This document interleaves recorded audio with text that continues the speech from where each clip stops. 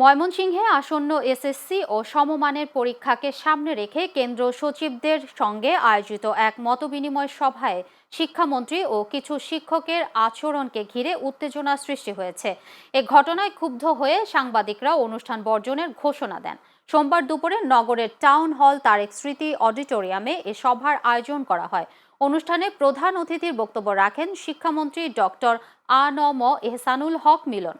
বক্তব্য চলাকালে উপস্থিত সাংবাদিকরা ছবি ও ভিডিও ধারণের প্রস্তুতি নিলে মন্ত্রী তাদের সাথে পরে কথা বলবেন উল্লেখ করে অডিটোরিয়াম ত্যাগের নির্দেশ দেন। এই নির্দেশনার পরপরই পরিস্থিতি উত্তপ্ত হয়ে ওঠে। অভিযোগ ওঠে কয়েকজন শিক্ষক সাংবাদিকদের সঙ্গে অশোভন ও মারমুখী আচরণ শুরু করেন।